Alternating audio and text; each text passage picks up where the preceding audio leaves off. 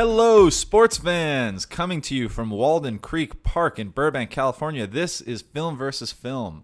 I am your co-host, Quinn Boys. I am a film fan whose greatest sports accomplishment was probably that time in 5th grade where I pulled off an unassisted double play at first base. Very impressive. My coach gave me a pat on the back afterward, and I'm joined by my co-host, Leonard Smith Jr., who never played beyond, I think you said middle school football because... Yeah, I hated sweating and push-ups and camaraderie and concussions. I just hated it. All good reasons.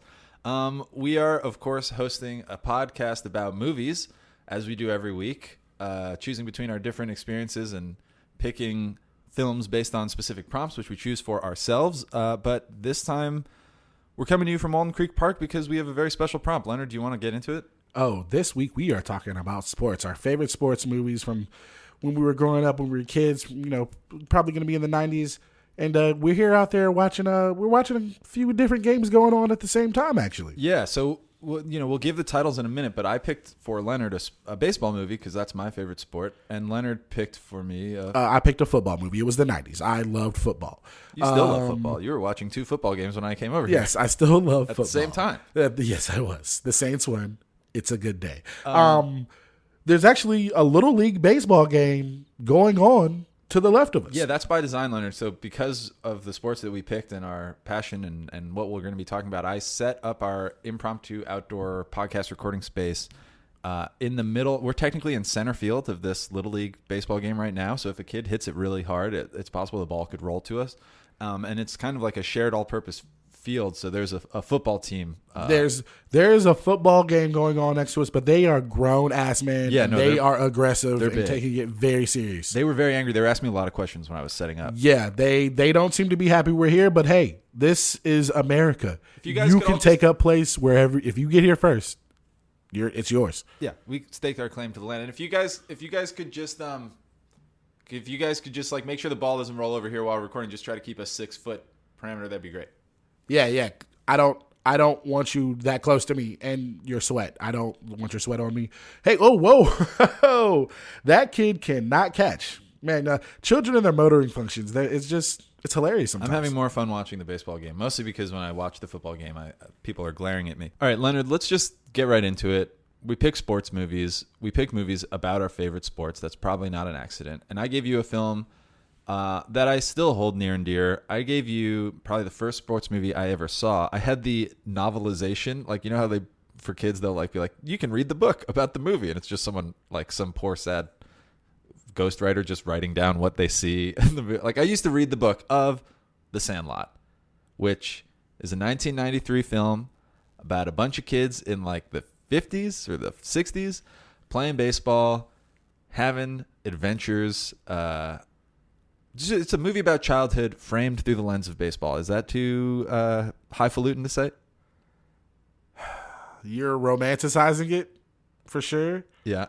But I feel differently, Okay. I think I also felt good about this movie growing up. You kind of had to, But watching it, I'll just let you keep talking about it. Or, Well, no, you watched it more recently than I have now at this point. But I mean, I would say my memories of the film and what chose me to pick it as like the best, or for me, like the most iconic sports movie for me growing up, is because you're a kid, you're going outside in the summer playing with friends, you go to the pool, you're afraid of the neighborhood dog. There's a lot of, I think, things that are about a child growing up in life. It's not a sports movie. It's a movie about it's like a coming of age story where it's like the caterpillar turned into a butterfly or something, and everything turns out great. There's a lot, there are bullies. There's like a rival team. There's the lifeguard that they're all obsessed with, and there's a first kiss. There's a carnival, and they all get sick and they throw up. I think there's someone is going to find something that they can connect to. I would think. Yes. Now you're going to tell me why not, maybe. All right. Tell me, what did you think? No. Yeah, I mean, it was just it's a good story. The first half of the film is like all the fun and crazy times in summer and being friends, assaulting women, Yeah, the lifeguard scene, Wendy Peppercorn. I mean, they do be like, it was the most despicable, lewd, disgusting thing you Doesn't could she like ever kick do. him into the pool? But after? It was cool. It worked out. We're referring, of course, to the scene where Squints, who's been crushing on much older than him, Much older. lifeguard Wendy all summer, decides to do something about it. He drowns. He pretends to drown so pretends to convincingly. I drown. think he did drown. He drowned a I think little he bit. let water into He his couldn't lungs. swim. He couldn't swim, and he jumped into the deep end. Yeah. So that she would pull him out, throw him on the asphalt, and give him mouth-to-mouth resuscitation, at which point he kisses her. He grabs her by the back of her head Oh, right. Yeah. and kisses her. It's very dramatic. And then does she kick him in the pool, or does it? No, she just No, she literally grabs him and throws him out. And they were banned from the pool. right, they for the grab rest of him. the All right. summer. Like all the boys are chasing her as she's pulling them. It's a crazy scene, but it was just, it's a great story. It's a great story. It's like him going out of his way. He's unathletic, but Benny being the sweet, handsome young boy that he is. Benny, who did what kid? And I know I recognize this is probably not to say Benny was I know way older than all of he was like 20 years old in this movie. he wasn't 20 then. Maybe he was 13 and the other kids were 10. But he's not a 20-year-old. No, I'm talking about the actor who played him. Even the actor was much older than the rest of those kids. Yeah, and I think that's by design too, because the kids kind of look up to him. What kid didn't kind of want to be like Benny is just the coolest character in this movie. Exactly. Like you go into this movie and you're like, I'm probably Smalls, or at least this was my experience. I shouldn't speak to other people, but like you watch me and I was like, I'm probably Smalls. I like baseball, but I'm not good at it. And then Benny's this like preternaturally talented kid. He's nice to everybody, even though he doesn't have to be. Yeah. And he like leads the group. He hits home literally runs. perfect. Yeah, exactly. He is. And I'm like, Benny would be out here fucking. Benny ain't hanging with Benny's these the kids. first of that group to have sex. I don't think there's any question. That's not what this I'm not movie's saying about. first. I feel like Benny's having a lot of sex. He's a handsome Already? kid. Yes, good at That's baseball. because you think he's 20. This kid is not 13. I guess He's playing he is baseball all 13. day. He's not having sex. When's he having sex? Later? I don't know. Maybe I'm saying now. He's afraid of the junkyard dog. I don't think he's... He's so innocent. I don't think he's It's confronted crazy. that part of his life He's the yet. most innocent. He's just perfect. It's He's wild. eating s'mores in the treehouse with the rest of them. Yeah, I don't know. I don't like this what is take. going on here? Anyways, the second half of the film is dumbass Smalls throws the Babe Ruth hits the Babe. He finally hits a home run, Yeah. and it's the Babe Ruth baseball that he stole from the stepdad. I don't know. Quentin doesn't have a stepdad, but he has some type of affinity for stepdad movies. He shows Homeward Bound. Homeward Bound had a stepdad And too, he's yeah. tortured me twice now with the Sandlot and another step. Dennis Leary plays the stepdad. Dennis Leary is perfect as a stepdad. Yeah, he has the smirk. He has the I'm disappointed, I'm disgusted by you face. Not a lot of warmth coming off Dennis Leary. Second half of the movie, So the movie, they you're try right. to get The the ball movie doesn't back really from the start. dog. That is the movie. The plot of the movie, if you have to like, there's a lot of these little moments, like the lifeguard moment or going to the carnival and having chewing tobacco, but those don't tie into anything. And the movie starts really when Smalls hits his first. No, Benny hits the home run. No, it's Smalls. Benny hit a home Smalls run. hits his first home Benny run, and it was destroys the ball before. Right.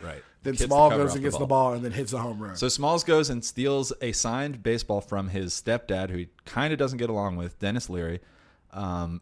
Who's on a business trip?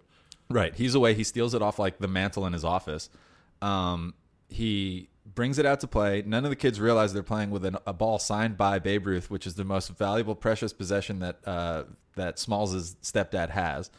And Smalls hits his first ever home run. It goes over the fence into the junkyard dog's backyard. The Beast. The Beast.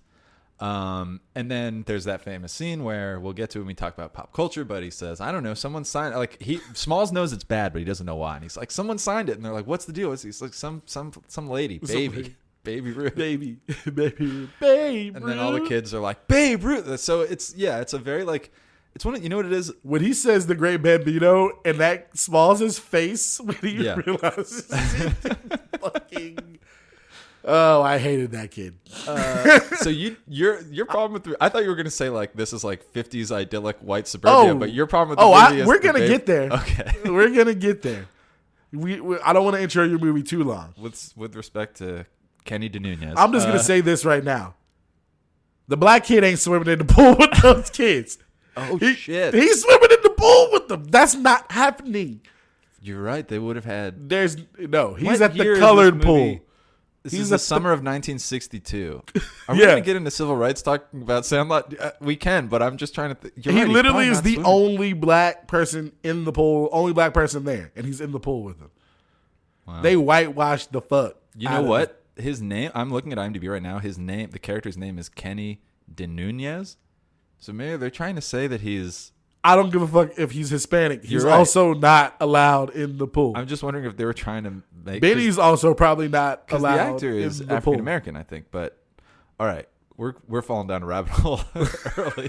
But that is a very good point. There is no attention paid to race relations in America. And at the end, he tells the story in the treehouse. And he whitewashes the story in the treehouse. It's like an old white man. And it's like, oh, he's black.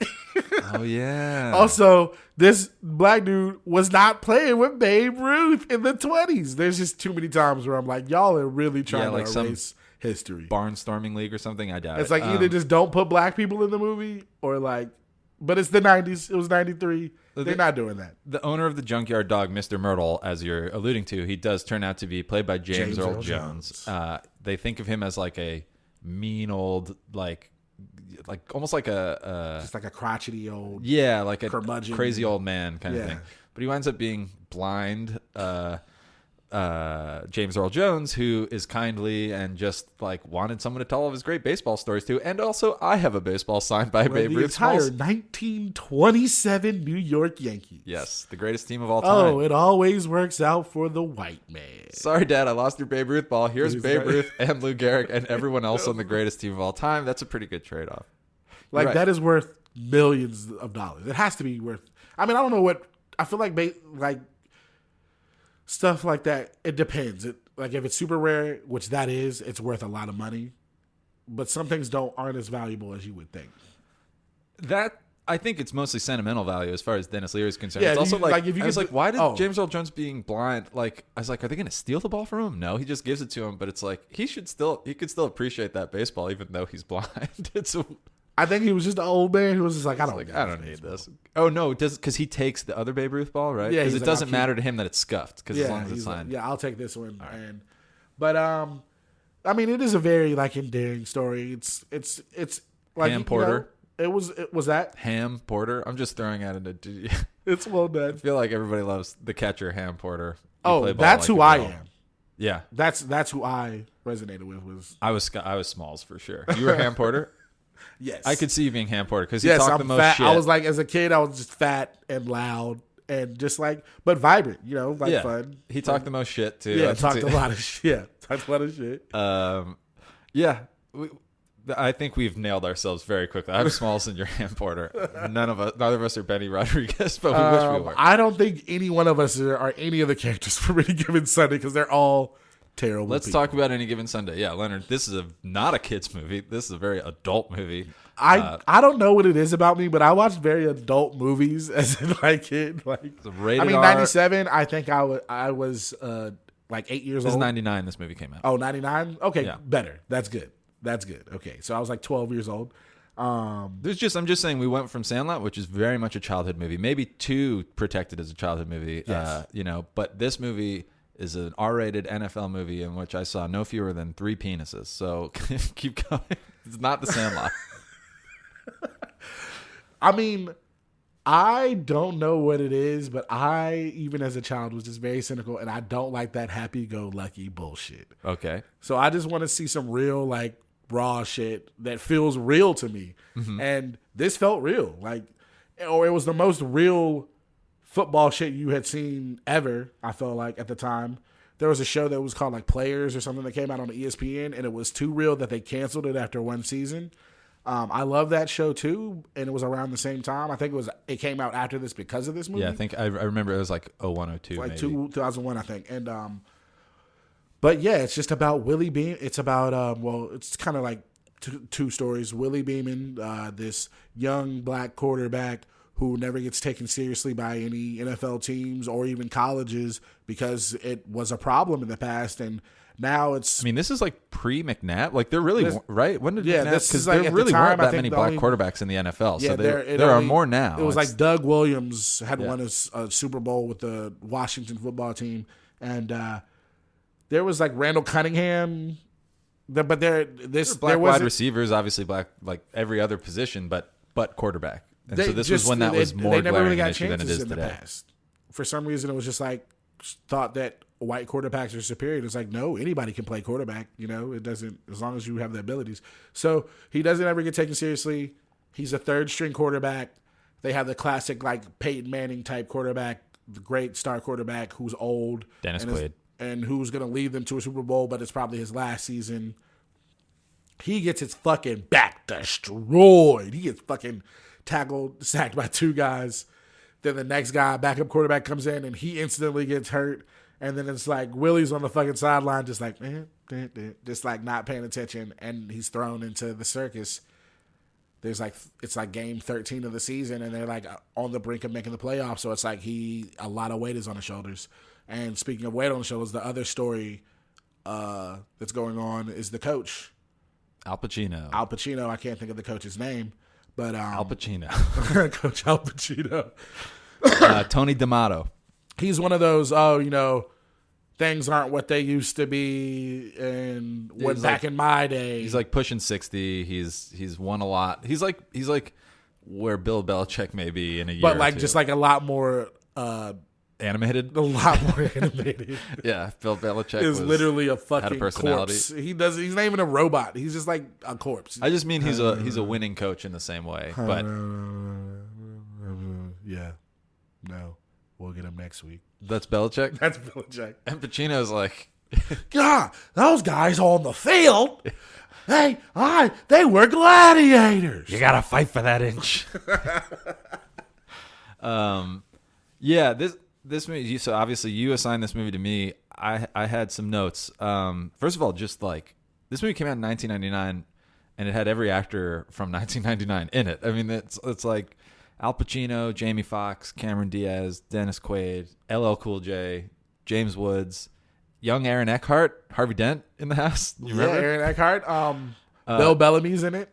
Bill Bellamy, John C. McGinley, the doc, the doctor from Scrubs, and then also the like doctor. Football players. They had Lawrence Taylor in this movie. Jim Brown plays a coach. I think Andre Rison's in it too. Yeah, there may have been some other football players I didn't recognize. Ricky Waters. Ricky Waters is in it. Yeah, it's like it's a big movie. Like I was like, this movie must have made box office because like it's got real stars. It's directed by Oliver Stone. Who he like takes. I think he just really was like, I'm just gonna try something different with this. Someone told Oliver Stone, like, it's the NFL. It's modern day Gladiator, and maybe he's a big sports fan. He is in the movie actually. He plays one of the he's in the movie. But he's like, who does he play again? He's one of the broadcasters. Okay, yeah, that's like he's like in the. You only ever see him in one shot. They shot all of his scenes in one day. He's like in a yellow jacket or something, just calling the game. But yeah, like someone told him like it's modern day Gladiators, and he's like, I got it. And then it's like he puts Charlton Heston in the movie. He's in the end of the movie, plays the commissioner.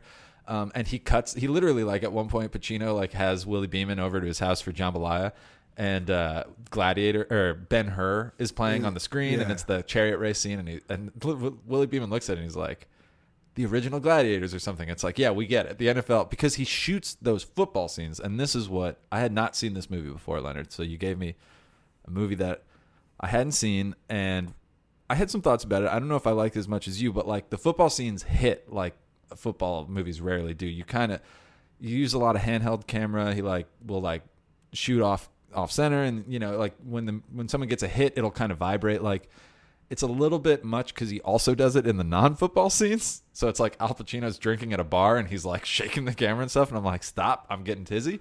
But for the football scenes, it's very effective. It's that concussed look, I went to the doctor after seeing this movie, and I have a stage 2 concussion.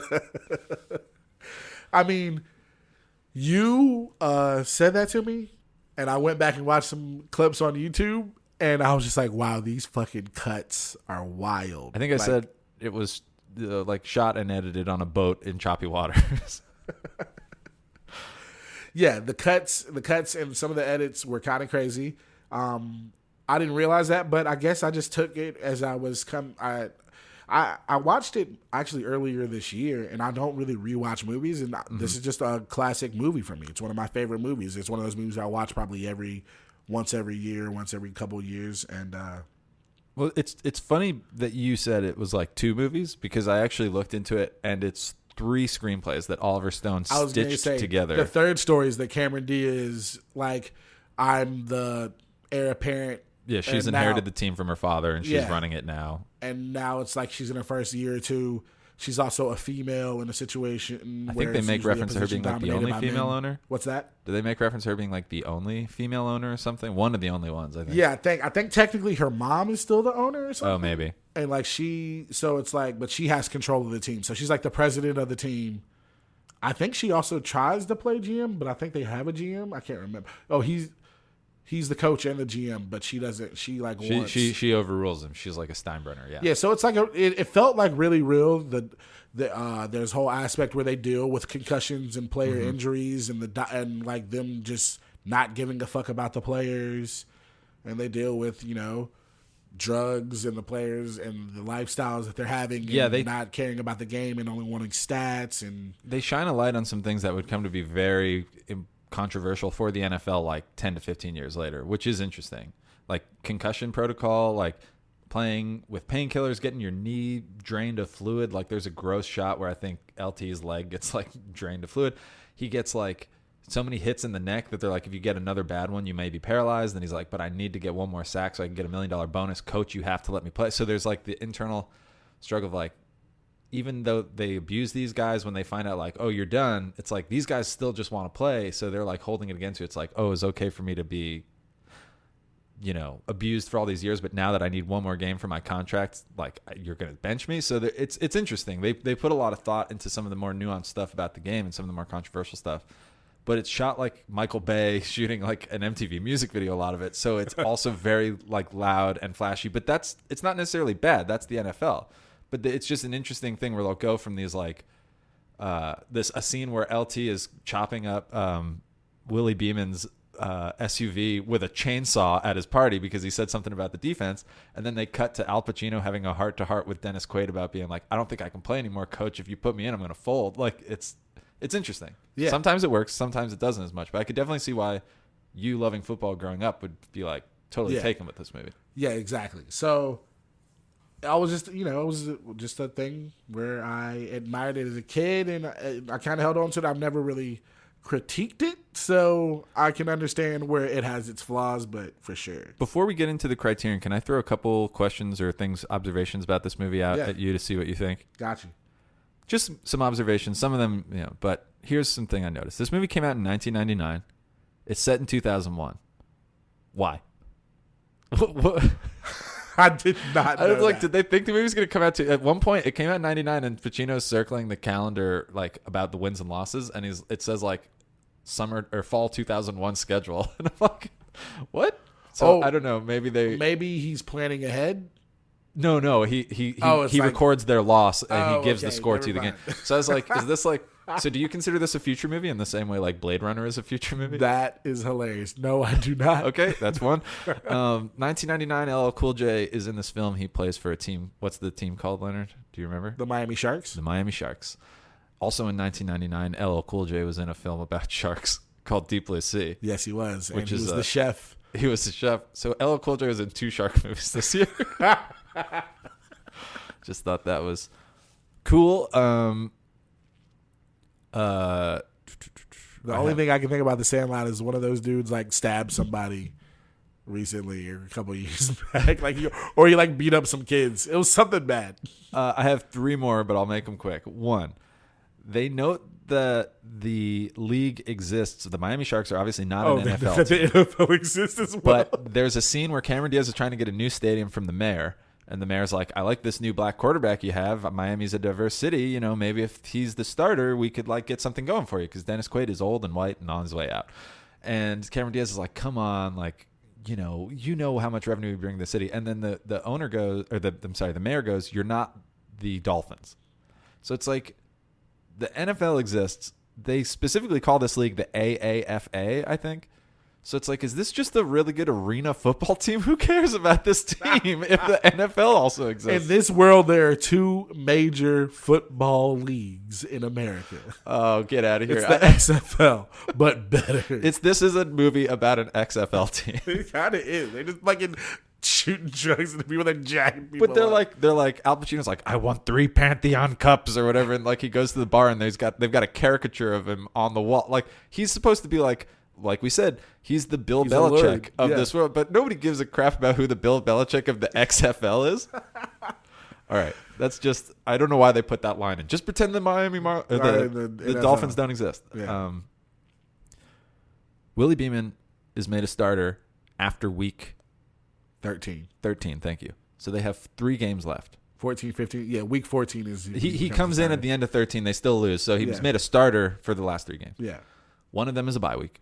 So 4 weeks. He's got a month before the playoff. He wins the first game, he starts. He wins the second game, he starts. And then there's a bye week. And in that time, he plays well. In that time, and again, this is an XFL league. I already know you're talking about the commercial. He gets the cover of Sports Illustrated. That can happen because Sports Illustrated is a weekly thing. He's so hot with endorsements and stuff. He's so on fire that when Cameron Diaz walks through the locker room, he's like, hey, do you want to go on a date? Which, like, you never ask the owner of your team on it. Like, that's just so, like, he's like, I'm the franchise. You can't do anything to me. Come on, let's go on a date, Cameron Diaz. So she turns him down, and that storyline is dropped. But it's like, all right, he's really feeling himself that they can't possibly bench this guy who started 2 games. And then the most ridiculous is in a span of 3 weeks, because it's before his final game of the season where he loses, he records and releases a chart-topping single called My Name is Willie, which is him. Willie Beeman, and what I do. I be scheming and where I be. Listen, I'm on the seas. I'm not saying it's not a banger. I'm just saying, how does he get to number 13 on the hot singles chart in 3 weeks? Hey, man, when you tie Willie Beeman's charisma, songwriting skills, and metrics, metrics protein powder together, he instantly has a metrics commercial where he's singing his own single. Yeah, he's on a bus. In the commercial. How does it take? You don't get someone on a bus that quickly. Bro, that smoothie looked disgusting. That was gross. I'm just saying, when Nick Foles took over for the Eagles and led them to the Super Bowl, he didn't record a country album out. Don't compare Willie Beeman and Nick Foles. I don't think there's a more appropriate comparison. All right. Last one. That dude's eye fell out, Leonard.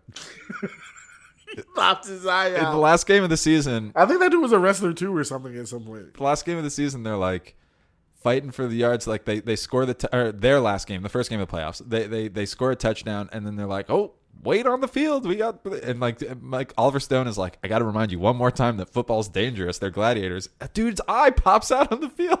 A referee picks it up and puts it in a little baggie. That's not a football injury. Fucking insane. Yeah, I mean, like, yes, I don't even really your eye remember could come out, but have you ever seen that? That is wild. This dude's eye, and that has never happened.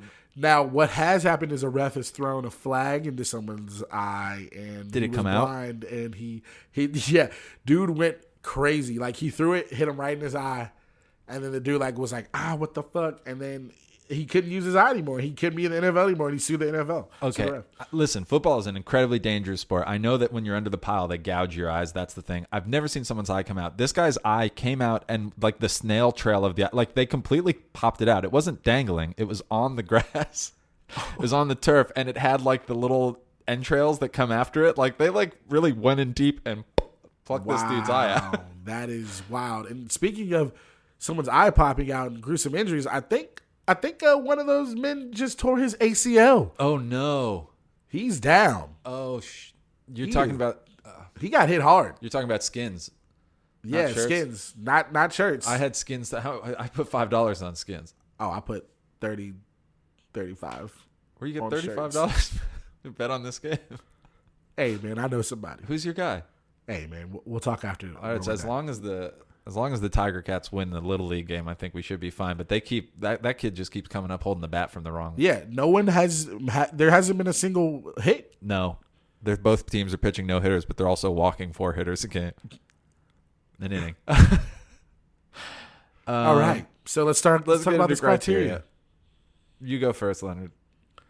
Sorry, I got distracted. That man over there selling popcorn. It smells good. Anyways, criteria. So we're doing sports movies first when we do pop culture.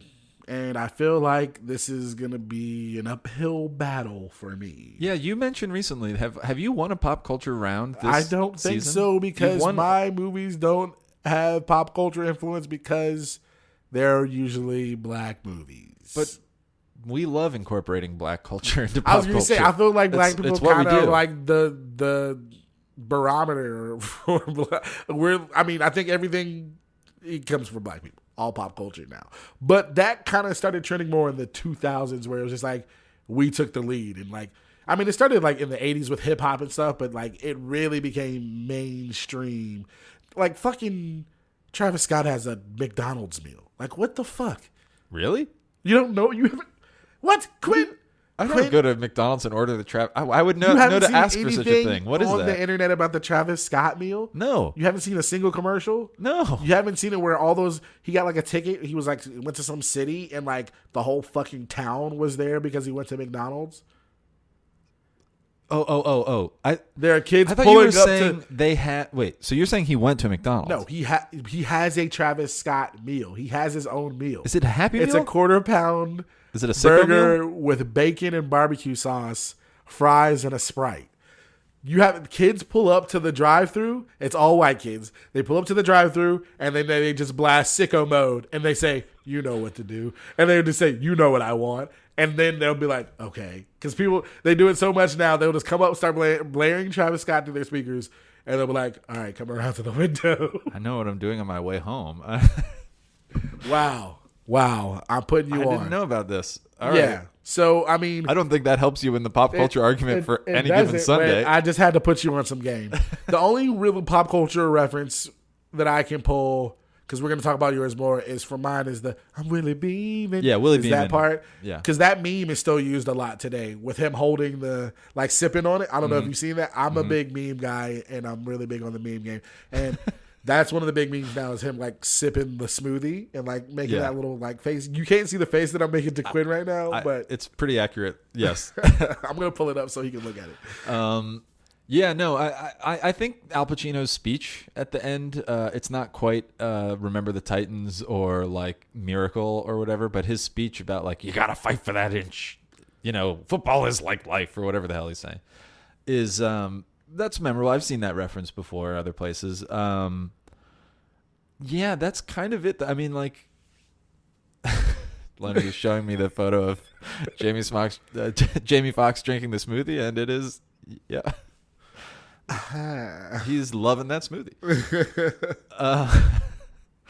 I don't think there's that much more. I think, but again, if we're talking like pop culture or just things that wound up being relevant, they did introduce a lot of, or maybe not introduce, but this is a big movie which would never happen today, shining a light on a lot of like actual NFL issues that came to be very prominent. Okay, that is actually a good angle that I don't know why I'm helping make your case. I was thinking about more as in like just like people talking about it and jokes and stuff, but that is very true. It shined a lot of light on things that less pop, but more culture at large. Yeah. And I feel like it did kind of spark the reason why the show Players did get made and then instantly got canceled. But let's talk about your pop culture reference. But also, you brought up Remember the Titans. I'm kind of surprised with our choices. Yeah, there were a couple other. We had a lot of options for films, and I feel like maybe we'll explore more in future seasons. But yeah, but do you want to real quick say like 2 or 3 movies that you considered that didn't make the cut, and we can? I feel like Remember the Titans. Yep, I thought about that one. I thought about He Got Game. I did not think about that one. About Spike Lee. I haven't seen that. Jesus Shuttlesworth. No, you never seen it? I'm not a big basketball guy, but basketball in that I did think about Space Jam. Space Jam, obviously. Mighty Ducks 2. Yeah. Those are mine. Wait, which one? Mighty Ducks 2. Mighty Ducks 2. I thought about Mighty Ducks. Okay. That would have been quite an episode. Mighty Ducks versus Mighty Ducks 2. I also thought about speaking of Mighty Ducks 2, Jesse who plays the black kid or whatever he's in both of those movies. He's in Mighty Ducks and he's in Sandlot. Okay. I also thought about Billy Madison. Billy Madison. Happy Gilmore. Oh, golf. Shit. I don't like golf. Happy Gilmore and Waterboy. I just thought about Waterboy. So, we're going to have different prompts in the future, probably other sports-related prompts. A lot of good movies to pick from. 90s was a real sports heyday. You got comedies, dramas, kids movies, adult movies. Yeah. And speaking of sports, I hate the Lakers, and they're going to win the NBA Finals. It's annoying, but it is what it is. Congrats to LeBron. Shout out to the Tampa Bay Lightning for winning the Stanley Cup. Yep. And both of our, as of this recording, both of our Braves and our Yankees are in the MLB playoffs. Yeah, so it's a big time for sports. World Series. Yeah, that'd be great. It's also big. Guys, I tell you, the football comes over here. I can't throw it back to you because I don't want to touch it. So if you guys can come get it, but I'm not going to throw it back to you. These guys are going to push us off. These okay, guys. no need for name calling, sir. Yeah, it's not my fault that you can't bring the ball down the field, okay? Don't get mad at me. I'm just recording my podcast in this park. This is a public space. I put up cones. Everybody knows you're going to throw the screen pass on 3rd and long, okay? Calm down. By the way, can the Tiger Cats try to just try to hit the ball, Tim? Okay, when your dad throws it with you, just time it as it comes down. Okay, because I do have some money riding on you. Listen, don't hit the ball. It's okay. You just be you, because I also have some money riding on this. This is making me more stressed. Who are you betting with? All right, I was betting with you. I'm betting with you, Quinn. You put $35 and I can't meet that. I also bet with other people. All right. You betting with any of the parents? Let's finish pop culture. There's a ton of stuff from Sandlot that is still brought up. I think the pop culture from the movie is remembered more so than the movie itself. Oh yeah, but You're Killing Me, Smalls. I feel like it's the biggest one for me. Yeah, You're Killing Me, Smalls is definitely I think the most. But like there's that exchange where he doesn't know who Babe Ruth is, and they're giving him all of Babe Ruth's nicknames, and here. How about this one, Leonard? SWAT. Oliver Stone's movie, part of the reason why I didn't like it, I thought they could have I liked it, but I didn't like it as much. I thought they could have probably trimmed some stuff. I'm not sure what to make it a little bit more compact. As it stands, it's a 2 hour and 40-minute football movie. So sometimes when I was watching it, it felt like I was watching it forever. Forever. He was going to have to stay there until forever. And what is Babe Ruth? I didn't realize this movie was that long. I was gonna be like, yeah, it's kind of short, huh? Yeah, no, it's not short.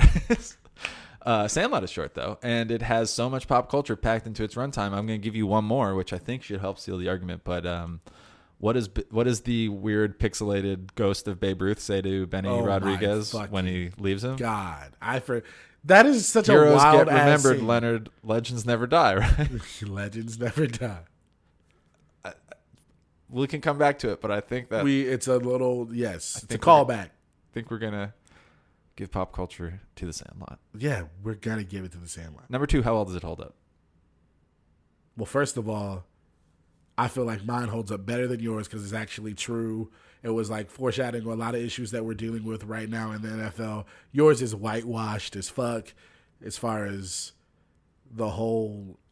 Let's include a black person and throw him in there and then have the black. Would you have rather? Babe Ruth did not like black people, okay? He was not friends with this James Earl Jones character. Would you have rather? Dennis Leary did not like, the stepdad did not like black people, okay? Oh, I mean, they don't There's explore no it, question but probably not. Also, I just felt bad. Like, I mean, I guess it's true to the times, but like, I felt like the wife was just like, "You do as your father said." Like his mom was like, it was all about. Yeah, she didn't was seem all about to be her in that husband. marriage for love. She was sort of just like, "Listen, don't rock the boat with stepdad. Just go out and have catch with him." But she also did force stepdad to throw the ball with him. Yeah, no, she loved her son. Yeah. I will give you holds up less for the Sandlot points, which are fair, but more because, as we brought up a couple times now, I think there was really some kind of predictive stuff from Any Given Sunday that when you watch it now, you're like, this movie came out in 1999 and they're talking about concussions and talking about whatever. And it was because Oliver Stone, this movie's a little bit overlong, maybe it's a little too flashy, but he definitely does his research, and he clearly, I mean, he hired LT, he hired Jim Brown, he talked to people that are like, yeah, no, this is what it's like. And those moments where LT, who plays like a linebacker or defensive something, linebacker, towards the end of his career, he'll like come off the field after taking a hit, and you see his head kind of swoon. And that is where the kind of choppy editing and the fast pace of some of the football scenes, like you said, like it really puts you in the game because you're like, oh yeah, this must be really tough. You get a sense of what these guys are playing for and what they're playing with. And also, what was cool about that is the nuances where it's like, it's true. Like how like you said, he did his research where it felt so real when Willie Beeman is talking to the scene where he's over for jambalaya, and he's like, man, fuck all this romantic shit you're talking about with football and gladiators and shit. He's like, I fucking was like the best quarterback in high school. I went to this school. They tried to make me into a fucking defensive back. I separated my shoulder. That's not good when you're a quarterback. I had to go to another school.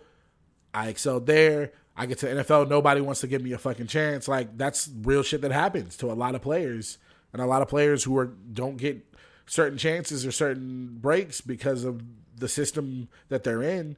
And when they do get the opportunity, maybe they can shine. And it's like, it's not your. It's like it felt like a real feel good story that we have seen happen sometimes, and he was like on his fourth or fifth team, and in like 5 years and shit, and it was just cool. I liked it. Yeah, it was like you said, it was over the top, like Smash Mouth in the football scenes, and the directing remains that way throughout. But like some of the dialogue scenes, those moments. First of all, Al Pacino calls it jambalaya. Jambalaya. But also, yeah, like he's talking to Willie Beeman and he's like imploring him to like, follow in the great group of people like, Y.A. Tittle and all these lists of long, the Notre Dame coach or all these people. There's like a Frank Gifford quote at the start of the movie. Basically, he's like, the lineage of football, you need to have respect for the game because he's like a young, hot-headed quarterback. And Jamie Foxx is looking at it like, these are just a bunch of like old white men in suits and hats standing on the sideline. Like, no one gives me a chance. I have a limited amount of time in this league. I want to make money. So stop talking to me like sacrifice for the team. Let Dennis Quaid play all this like gladiator shit, which is interesting. And I think and that's rare for a movie from back then. From 99, I don't think a lot of movies were thinking about that stuff. And what happened at the end also was like kind of what happens now, which is crazy, which didn't happen as much back then with coaches, where he left and went to the new startup team. And he took Willie Beeman with him. And it was like the GM and the coach. And I was like, damn, that's dope. That's like, cool. I want to really see dope this. Ending. It sets up for a sequel that never came, but that would have been a very interesting sequel. All right. So, all right, we're giving How Old Is Hold Up to Any Given Sunday. Now, man, I feel like this. How the fuck was Samuel L. Jackson not in Any Given Sunday? How is that possible? How is that possible? Criterion number 3, was Samuel L. Jackson in it? It's no. Again, Samuel L. Jackson has yet to be. He's being shut out. This is wild. We put this category in because we were like, Samuel L. Jackson's going to show up left and right in the movies. He hasn't showed up in a single movie yet. Are we wrong? Did Samuel L. Jackson not make any movies in the 90s? He wasn't as popping then, I guess. I mean, Pulp Fiction is 96. That's when he really was popping. Yeah. So, no, he wasn't in this, but it's amazing, like you say, that he wasn't in. Okay, let's real quick. We'll go through Sandlot. Who could he be? Nobody. Except for at the very end, you could make him. No. He's not quite old enough at the time, but I guess you could have put some makeup on him and made him James Earl Jones's character, the blind man at the end who doesn't have much to do. So, this category is going to be a wash because there's no opportunities for him in Sandlot, and he's not in it. But there's so many opportunities for him in Any Given Sunday. Al Pacino could be the head coach. He could be Jim Brown's character, one of the coaches. Yep. He could be a coach of the opposite team. Yep. He could be the mayor. He could have even maybe it would have been pushing it. He could have maybe been. He's probably too old by 99, but maybe you make him like an older, on his way out linebacker or something. Yeah, they could have forced it. I mean, LT was pretty old. LT was nowhere. LT had stopped playing football a long time ago. Yeah, and Dennis Quaid is old to be a quarterback. Yeah. I think they call him 38, but I think Dennis Quaid was older than that at this point. He looked it. So you could have suited up Samuel L. Jackson if you wanted to. It's amazing he's not in this movie. But like just him as the head coach would be amazing. Yep. Him as Jim Brown's coach would also be amazing. Even him as the fucking. Oh, you were just about to do it. I'm so sorry I cut you off, but the quote that you're thinking of Jim Brown is he's yelling at the guys on the sideline, and they're like, "Careful, coach, you're gonna get a stroke." And he goes, "I don't get strokes, motherfucker. I give them." Don't tell me Samuel L. Jackson. Can I see him deliver that line, please? Samuel L. Jackson says that once a day, just incidentally. I mean, that I don't get strokes. I give them. Jim Brown is great in this movie, though. I didn't. Yeah, the casting is great. He cast right football players. Even LT has he's not great, but like he has some moments that work because LT, he played real. in the league for that long. Exactly. All right. So that's a wash. Let's move on to stats. Okay. Sandlot was a small movie. I think it's remembered by kids probably who saw it on like DVD or home video at the time. It came on TV a lot. I'm a little on TV.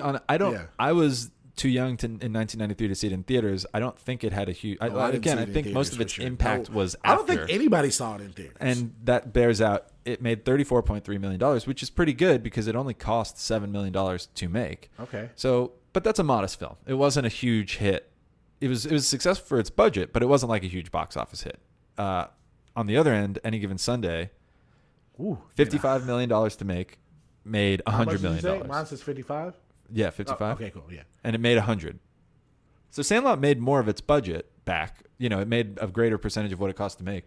It made that back. But like, Any Given Sunday, if you make $100 million, that's a big movie. That's a good movie. Yeah. So I don't know how to judge these. It came out 8 days before my birthday. Hey, I felt like this would be a summer movie. It was a fucking Christmas. It was that football season. the end of football season Yeah. playoffs. Yeah.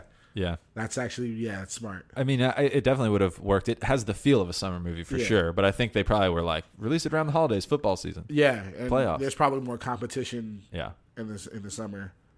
Even though that is a competitive time to drop movies, is holiday movies too.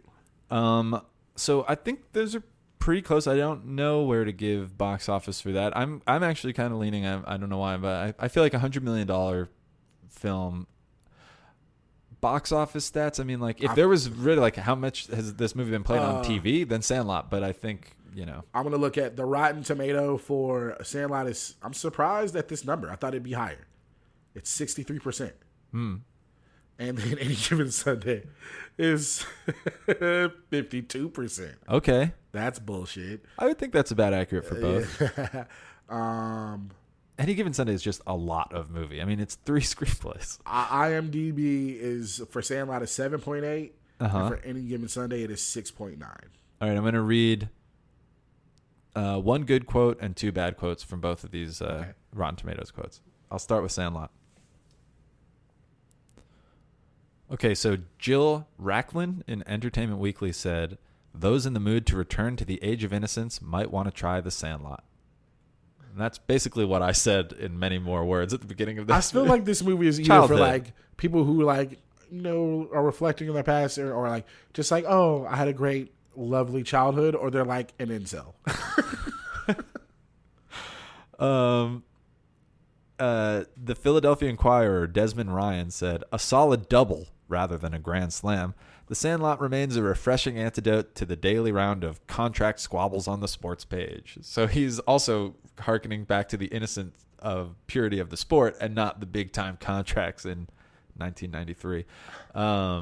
This is like right before the strike too. Yeah, it was right before the strike. I think like Barry Bonds just signed a big deal with the Giants or whatever. Here's a bad one. Peter Rainier in the LA Times said, "The kids even have their own treehouse, which means that the production designer is the only person connected with this project who actually went out on a limb." The hell? Are you trying to get snarky about this kid's movie, Peter Rainier? Hey, he sounds like me. Yeah, he was. This is PG. This PG kids movie. Oh man.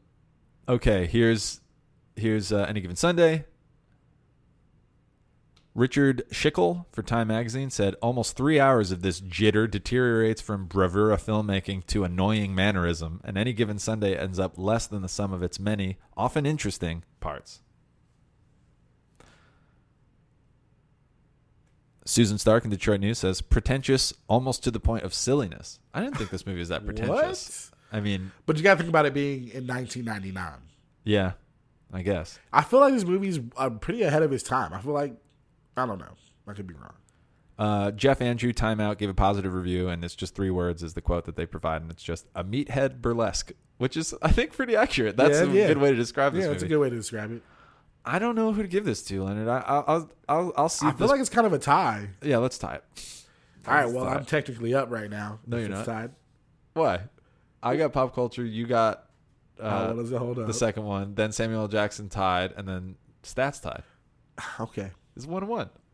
If you say so. It's a sports. I feel like podcast. Samuel L. Jackson Jackson is a wash, as in that yours is a loss for sure, and not mine. Like, oh, no. Oh, I see what you mean, because he can play. But if he can play more parts, that means it's better. No, it means they missed more opportunities. Okay, anyways. All right, so now it comes down to the last one, Wait, which Leonard, it doesn't matter. Leonard, you got it. The left fielder is taking a nap in this little league. Sorry, I got a little loud there. I didn't mean to disturb no, him. He was just picking at a bug. Never mind. You're good. Okay, he's up. You're okay, good. cool. Anyways, he needs to quit paying attention anyway, because I need them to lose. Fuck the Tiger Cats. Okay, so, which is the better sport movie? But more importantly, which is the better sport, Leonard? This is the sports podcast. It was going to come down to this. Well, I picked a baseball movie because I love baseball, and you picked a football movie because football's your favorite sport. Yeah, at the time, football was my favorite sport. Right now, I'd say basketball is my favorite sport. Oh, okay. I thought it's evolved. It's very close. Okay. But basketball is my favorite sport. You love it when they dribble up and down the court? You know what? We're talking about basketball. We're talking about sports. We got to talk about the greatest sports figure of all time, but at least is for sure the greatest sports figure of the 1990s. That's Michael Jordan. Yeah. 93, he won an NBA championship. Michael Jordan then left basketball to play baseball. That's true. So would Michael Jordan watch this film? No. Absolutely Michael Jordan not. says, fuck them kids. Just like he said at that basketball camp where everyone could have won free shoes if he missed a shot, and he proceeded to make all the shots and no one got free shoes. Yeah, Michael Jordan did not watch The Sandlot. Fuck no. I can't. Usually these are fun because I'm trying to think of a thing about Michael Jordan, and I'm like, this would be why. And him playing baseball, you'd be like, that's the end, but there's no way. Michael Jordan's watching a movie about a bunch of kids in a junkyard dog. Are you kidding me? No. But 1999, he was retired. Man, James Earl Jones is in it. Charleston Heston is in it. Al Pacino's in it. Jimmy Foxx is in it. He's watching this movie, and he probably loves betting on football. Yeah. I think the athlete experience, if you're a football player and a basketball player, is different in a lot of ways, but not so much so that he wouldn't be like, oh, I'm interested in this movie about like the athlete lifestyle and stuff. Especially since it was so like around his time. Yeah, and it was, it was showing things that had never been shown. So I feel like Jordan would choose my movie, but that still isn't the answer to your question, which is the better sport. Because the sports movie that Jordan would choose is Space Jam. Yeah. In 1962, the better sport for sure was baseball. In Yes. 1999, it still might have been baseball. Baseball was it was on its outs. I think football was Probably regularly outdrawing baseball at that time. Like I bet, people always watch the Super Bowl in greater numbers than watch the World Series. But tell me, why is football a better sport than baseball? Because, first of all, you see amazing things happen on the field. Different things Like can someone's happen. eye popping out? Like someone's eye popping out. In baseball, you might see the home run is the same every fucking time. Okay, it goes over the fence. Wow, it went an extra 100 yards. Okay, it doesn't matter. It went over the fucking fence. Or it's like, ooh, look at that running catch. Okay, it's like I've seen that running catch a bajillion times. It is impressive, but there are all different types of catches that you can see in football, different types of hits, different type of movements.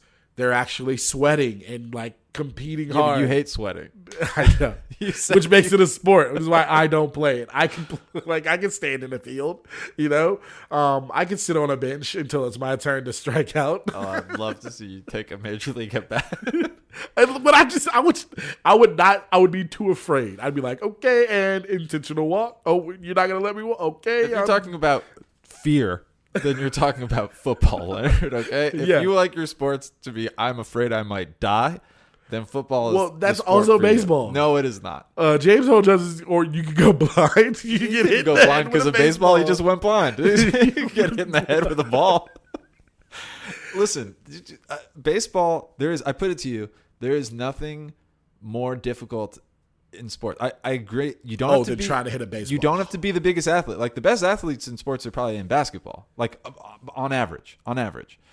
Baseball, you can look like Babe Ruth or Prince Fielder or, Vlad Guerrero Jr. and still hit the hell out of a baseball because the specialized hand-eye coordination skill, it's so difficult. It feels like you're one of the chosen few. And I feel like that is why, to me, watching Aaron Judge hit a 495-foot home run is so much more exhilarating to me than seeing Tom Brady throw the same ass spiral into the end zone and it's 7 points. Way to go.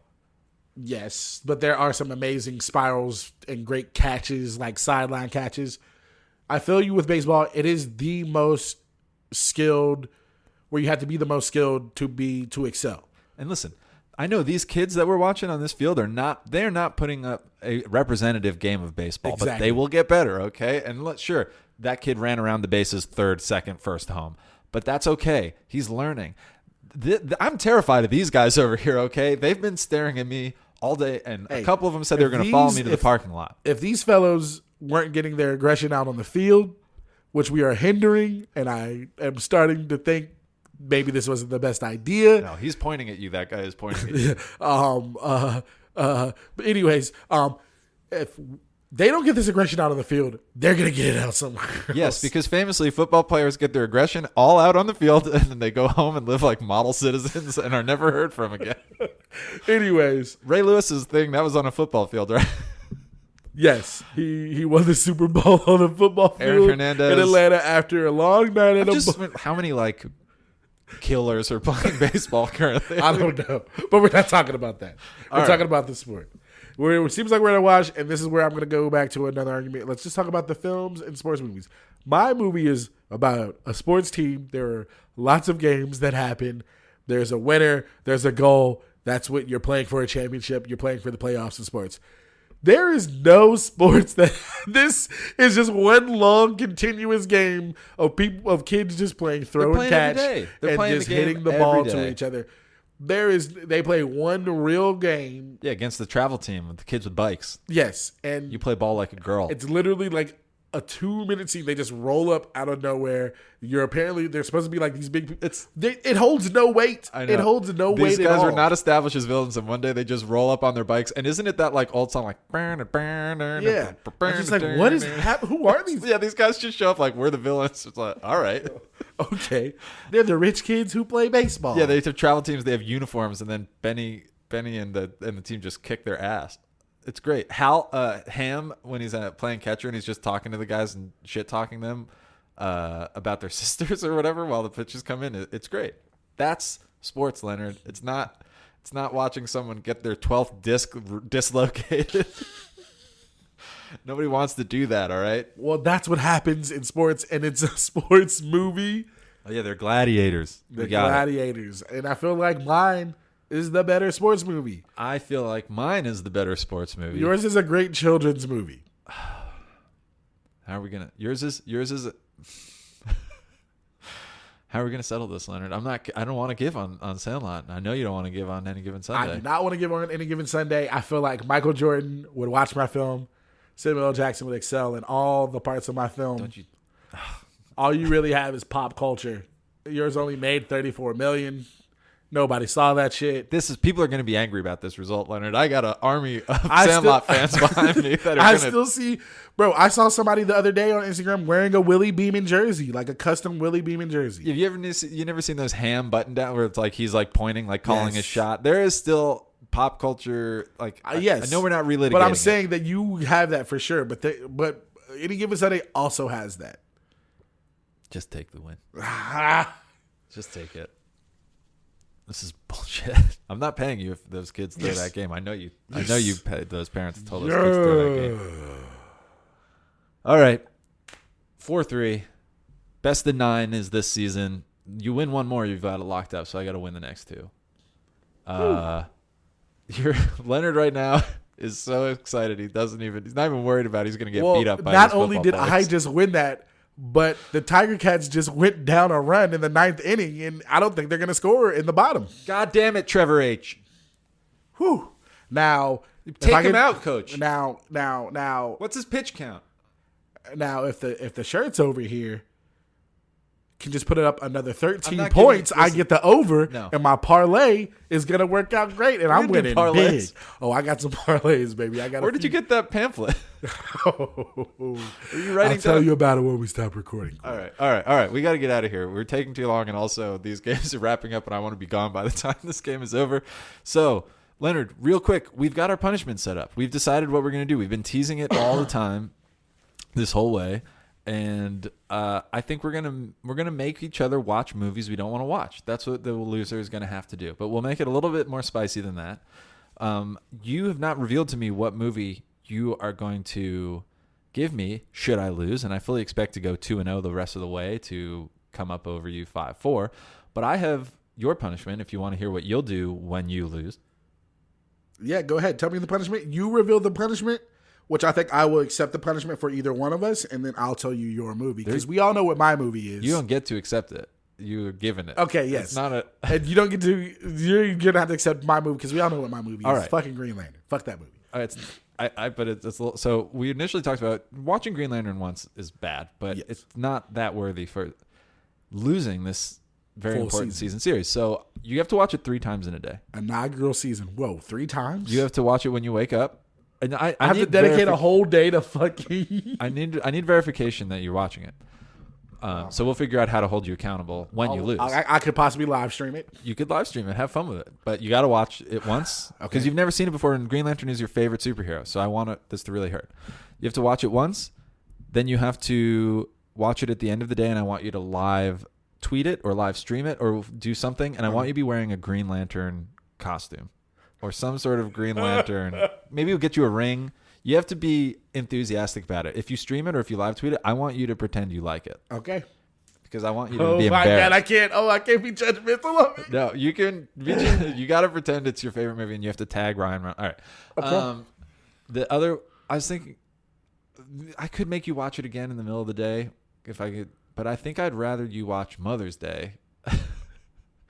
So you're gonna watch Green Lantern once, then you have to watch Mother's Day, which, if anyone has listened to previous episodes, they may know Leonard is in. He has a background role in that movie, but he's refused to see it because he doesn't like watching himself.